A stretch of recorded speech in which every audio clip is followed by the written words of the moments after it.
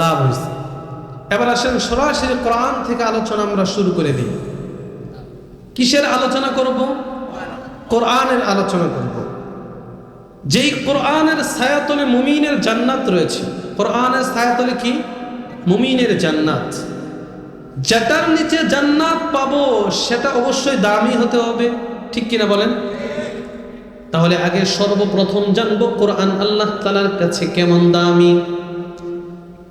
রব্বে করিম আল্লাহ সূরা আবাসার ভিতরে বলেন বিআইদিস সাফারা।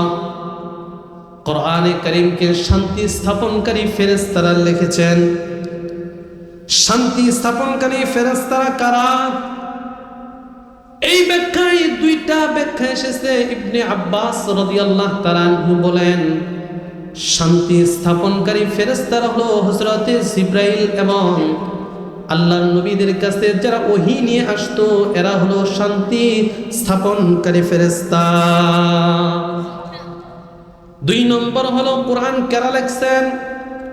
কোরআনে কারীমকে ওই সমস্ত ফেরেশতারা লিখেছেন যারা রব্বে করিম আল্লাহ তাআলার কখনো অবাধ্যতা করে নাই, মানে সর্বদাই আল্লাহ তাআলার হুকুম অনুযায়ী চলছেন। লেখা একটা কি করছেন? লেখা একটা পাণ্ডুলিপি তৈরি করছেন। রব্বে করিম আল্লাহ বলেন ফি সুহুফিম মুকাররামাহ, লেখা একটা পাণ্ডুলিপি করছেন। যে পাণ্ডুলিপিটা কেমন? রব্বে করিম বলেন মুকাররামা, যে পাণ্ডুলিপিটা হলো সম্মানিত একটা পাণ্ডুলিপি। ওগো আল্লাহ কেমন সম্মানিত তুমি বলো। রব্বে করিম আল্লাহ বলেন মারফুআতিন মুতাহহারা, এটা হচ্ছে মারফুআ মানে সকল কিতাবের ঊর্ধ্বে। নবীজি বলেন ফাদলু কালামিল্লাহি আলা সাইরিল কালাম কাফাদলিল্লাহি আলা খালকিহি। আল্লাহ পাক রব্বুল আলামিন মানুষের হেদায়েতের জন্য যত কিতাব পাঠিয়েছিলেন, সমস্ত কিতাবের ভিতরে আল্লাহ তাআলার কাছে সবচেয়ে পছন্দ এবং সবচেয়ে মাহবুব ওয়ালা কিতাব হলো আল্লাহ তাআলার কোরআন। আল্লাহ পাক রব্বুল আলামিন বলেন মারফুআতিন মুতাহহারা। এই কোরআনে কারীমটা হচ্ছে পাক ও পবিত্র একটি গ্রন্থ। দুনিয়ার যত কিতাব আছে সব কিতাবকে আপনি অপবিত্র অবস্থায় ধরতে পারবেন, ওযু ছাড়া ধরতে পারেন, বুখারী ধরতে পারবেন, মুসলিম ধরতে পারবেন, আবু দাউদ ধরতে পারবেন, তিরমিজি ধরতে পারবেন, কিন্তু একটা কিতাব আছে যারে আপনি অপবিত্র অবস্থায় ধরতে পারবেন না। সেটি হলো এক বাক্যে বলেন, সেটি হলো কি? কোরআন। রব্বে করিম আল্লাহ বলেন সূরাতুল ওয়াকিয়া 79 নম্বর আয়াত, লা ইয়ামাসসুহু ইল্লাল মুতাহহারুন। কোরআনকে তুমি অপবিত্র অবস্থায় ধরতে পারবে না। এবার যদি আমরা আল্লাহকে জিজ্ঞেস করি, আল্লাহ কোরআনকে কেন অপবিত্র অবস্থায় ধরতে পারবে না? রব্বে করিম আল্লাহ পাক রব্বুল আলামিন উত্তর দিয়েছেন। বাইহাকী শরীফের ভিতরে এসেছে, নবীজি সাল্লাল্লাহু আলাইহি ওয়াসাল্লাম বলেন আল কুরআন ওয়াহাব্বু ইলাল্লাহি মিনাস সামাওয়াতি ওয়াল আরদি ওয়া মান ফীহিন্না। তুমি কোরআনকে অপবিত্র অবস্থায় এই জন্যই ধরতে পারবে না কারণ কোরআন হলো আল্লাহ তাআলার কাছে দামি। কেমন দামি? রব্বে করিম আল্লাহ বলেন 7 আসমান 7 জমিন এবং এই 7 আসমানের ভিতরে 7 জমিনের ভিতরে এবং এই 7 আসমান আর 7 জমিনের মাঝখানে যা কিছু আছে সব কিছুর থেকে আল্লাহর কাছে আল্লাহর কোরআন হলো সবচেয়ে বড় দামি। একটু জোরে বলেন সুবহানাল্লাহ। রব্বে করিম আল্লাহর কাছে এই ভাই আওয়াজটা ঠিক করো, আওয়াজটা ঠিক করো একটু। রব্বে করিম আল্লাহ বলেন কোরআনে কারীম আল্লাহ তাআলার কাছে সবচেয়ে বড় দামি। এজন্য যে কোন নবীর কাছে আল্লাহ কোরআন পাঠাই নাই, চাইলে আদমের কাছে পাঠাইতে পারতেন, মুসার কাছে পাঠাইতে পারতেন, ঈসার কাছে পাঠাইতে পারতেন, কিন্তু আল্লাহ তাআলা সব নবীর কাছে পাঠাই নাই। কারণ সব নবী কিন্তু শ্রেষ্ঠ নবী নয়, সব নবী নবীদের সরদার নয়। এজন্য আল্লাহ তাআলা কুরআন এমন একজন নবীর কাছে পাঠাইলেন যিনি আপনার নবী, আমার নবী, সমস্ত নবীদের নবী মুহাম্মদুর রাসূলুল্লাহ। এই নবীর কাছে আল্লাহ কুরআন পাঠাইলেন।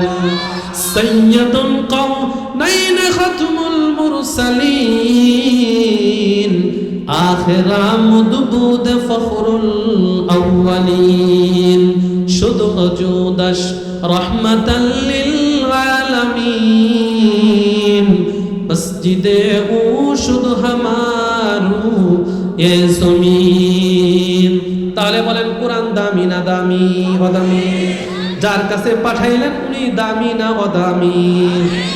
এবার কোরআনকে যে আল্লাহ পাক রব্বুল আলামিনের কাছ থেকে মুহাম্মদুর রাসূলুল্লাহ সাল্লাল্লাহু আলাইহি ওয়াসাল্লামের কাছে নিয়ে আসবেন, উনি দামি না অদামি হবেন? অবশ্যই দামি হবেন। কে নিয়ে আসলো?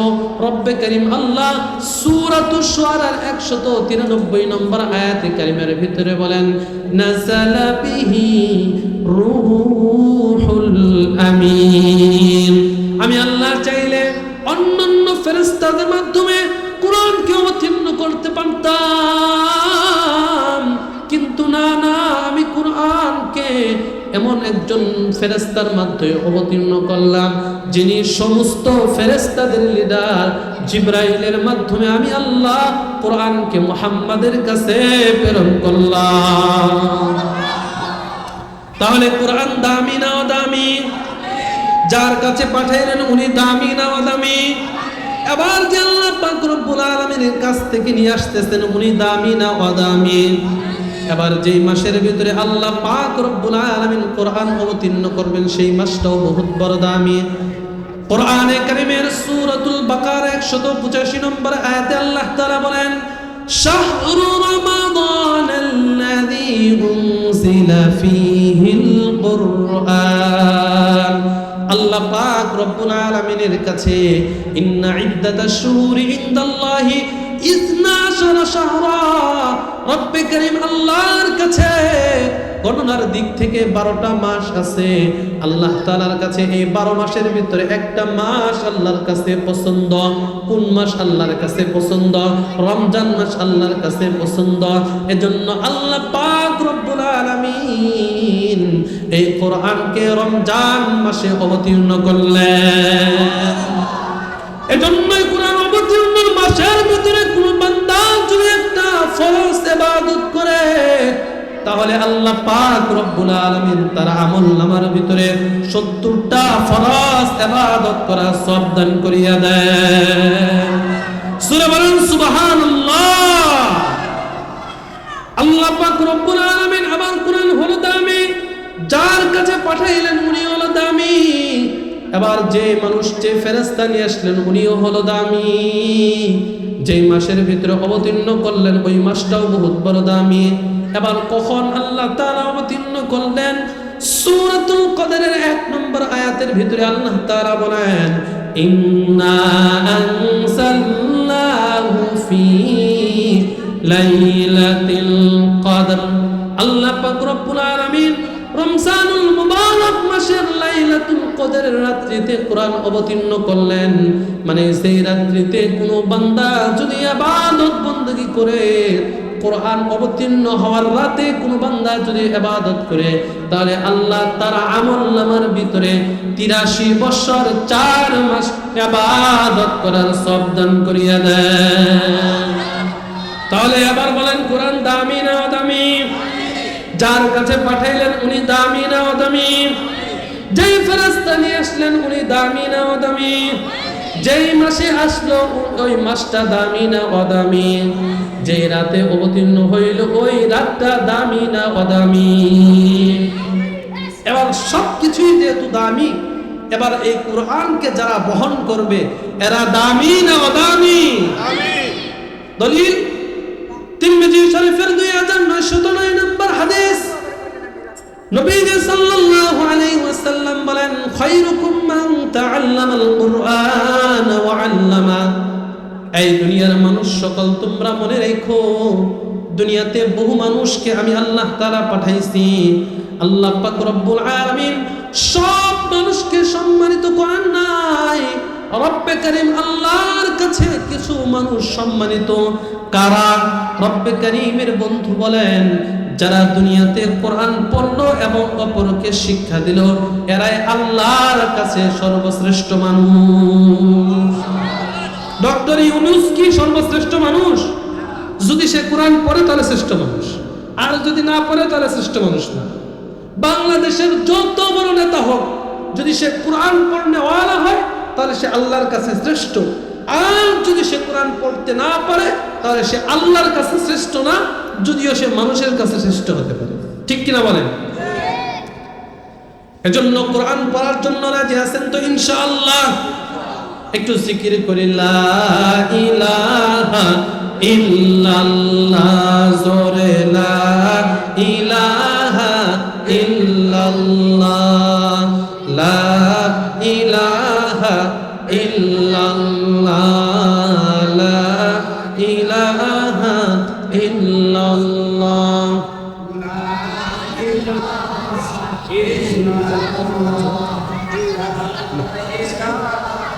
ইল্লাল্লাহ। যার দিলেতে আছে আল্লাহর ভয়, আর বলেন যার দিলেতে আছে আল্লাহর ভয়, আল্লাহ আল্লাহ সব সময়। আহার নিদ্রা লাগে না ভালো, আহার নিদ্রা লাগে না ভালো, ভালো লাগে শুধু ইল্লাল্লাহ, লা ইলাহা ইল্লাল্লাহ, লা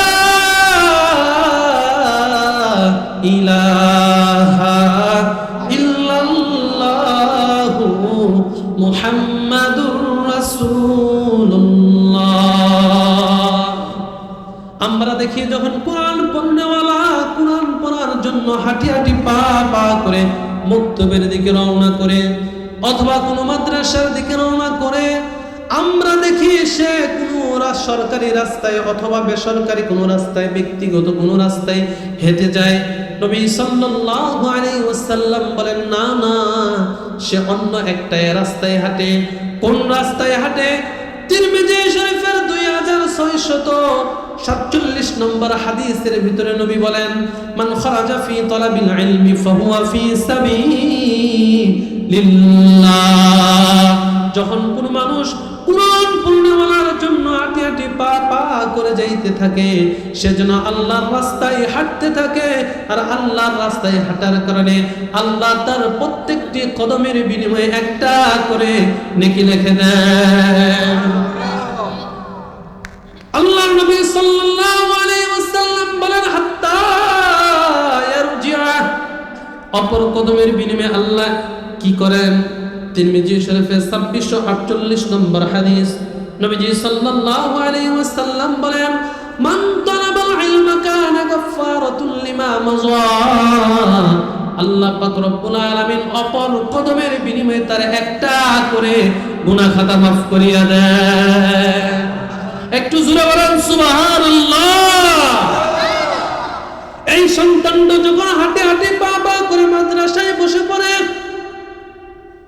আল্লাহর নবী সাল্লাল্লাহু আলাইহি ওয়াসাল্লাম বলেন, যখন সে হাঁটতে থাকে তখন থেকেই কিন্তু তার নেকিগুলো লেখা হইতে থাকে। আপনার হাঁটাটা জাহান্নামের দিকে অগ্রসর হইতেছে, আর এই কোরআন পড়নেওয়ালার হাঁটাটা কিন্তু জান্নাতের দিকে চলে যাইতেছে। দুনিয়ার কোনো প্রধানমন্ত্রী যদি কোনো দেশে আসে, তাকে সম্বর্ধনা দেওয়ার জন্য তার পায়ের নিচে গালিচা বিছিয়ে দেওয়া হয়। যেমন আজকে তারেক জিয়া বাংলাদেশের ভিতরে এসেছে, তার সম্মানার্থে কিন্তু তার পায়ের নিচে গালিচা বিছিয়ে দেওয়া হয়েছিল। ঠিক তদ্রূপ ভাবে দুনিয়ার সামান্য সম্মানিত ব্যক্তিকে যদি এই সম্মান তাকে দেওয়া হয়, তাহলে রব্বে করিম আল্লাহর কাছে যারা সর্বশ্রেষ্ঠ মানুষ তাদের সম্মানার্থে আল্লাহ পাক রব্বুল আলামিন কি করবেন? এই প্রশ্নের উত্তরে আবু দাউদ শরীফের 4647 নম্বর হাদিসের ভিতরে নবীজি সাল্লাল্লাহু আলাইহি ওয়াসাল্লাম বলেন, ইন্নাল মালাইকাতা লাতাদাউ আজনিহাতাহা রিদান লিতালিবিল ইলমি। রব্বে কারীম আল্লাহ এই কোরআন পড়নেওয়ালার পায়ের নিচে রহমতের ফেরেশতাদের পাখাগুলো বিছিয়ে দেয়। এই বিষয়টা বোঝার জন্য আপনাদের সামনে একটা ঘটনা বলি। বলেন সব বড় পীরের নাম কি? সবাই বলেন বড় পীরের নাম কি? আব্দুল কাদের জিলানী রহমাতুল্লাহি আলাইহি। ওনার ছোট্ট সময় একটা ঘটনা আপনাদেরকে সবাইকে শোনাই।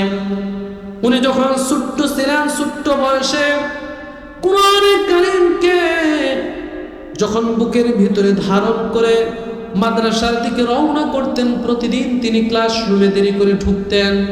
উস্তাদজি জিজ্ঞেস করতেন, বাবা কেন দেরি করে ঢুকেছো?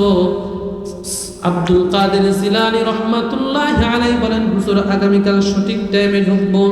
দ্বিতীয় দিন আবার দেরি হইল, তৃতীয় দিন আবার দেরি হইল।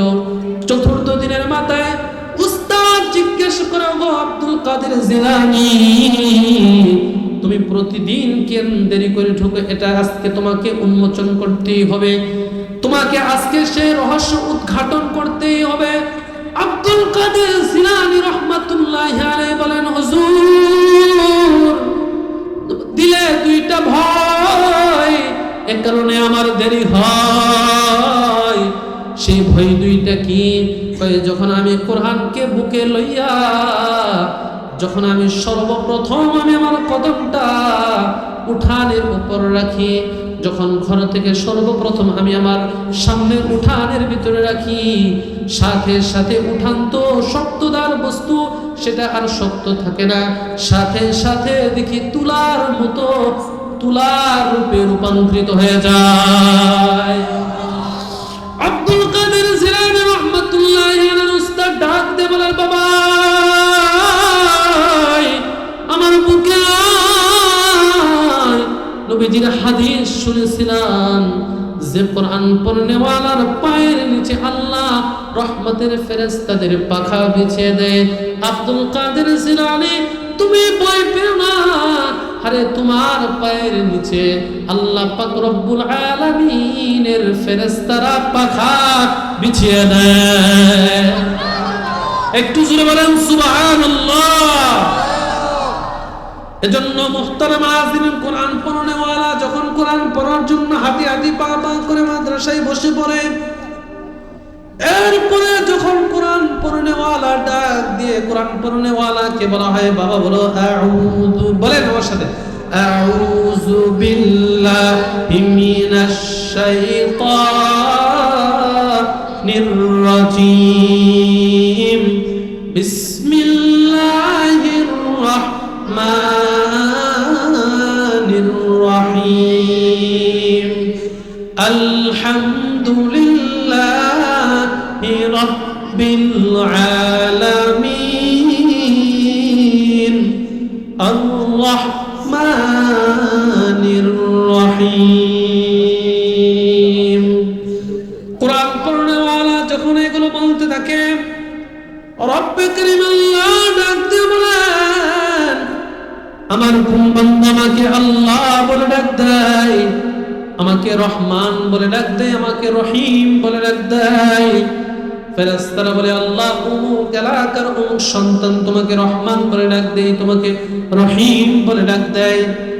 রব্বে কারীম আল্লাহ বলেন, যাও এই সন্তানটা আমার প্রশংসা করার কারণে আমি আল্লাহ ওই মাতা পিতার কবরের আযাবকে মাফ করে দিলাম। সবাই হাত তোলেন, নাড়াচাড়া দেন, নারায়ে তাকবীর, নারায়ে তাকবীর। কোরআন হাদিস যেখানে কোরআন হাদিস যেখানে, নারায়ে তাকবীর, প্রধান অতিথির আগমন, প্রধান অতিথির আগমন। মাশাআল্লাহ। এবার আমি অল্প কিছুক্ষণ কথা বলেই আপনাদের কাছ থেকে বিদায়ের পালা আমার। খুব মনোযোগ সহকারে কথাগুলো শুনবেন। কোরআন পড়নেওয়ালা, কোরআন পড়ার কারণে তার মাতা পিতার কবরের আযাব কি হয় ভাই? মাফ হয়। আর কোরআন পড়নেওয়ালার কত মাফ তো হয়, আর সওয়াব কতটুকু পায় মা বাবা? নবীজি সাল্লাল্লাহু আলাইহি ওয়াসাল্লাম তিরমিজি শরীফের 2910 নম্বর হাদিসের ভিতরে বলেন, মান ক্বারা হারফাম মিন কিতাবিল্লাহ ফালাহু বিহি হাসানাহ ওয়াল হাসানাতু বিআশরি আমসালিহা। যখন কোরআন পড়নেওয়ালা কোরআন পড়তে থাকে, এই কোরআন পড়নেওয়ালার প্রতিটি হরফের বিনিময়ে আল্লাহ পাক রব্বুল আলামিন তার আমলনামার ভিতরে 10টা করে নেকি দান করিয়ে দেন। মাগো তোমার একজন ছেলে মাদ্রাসাতে দিও,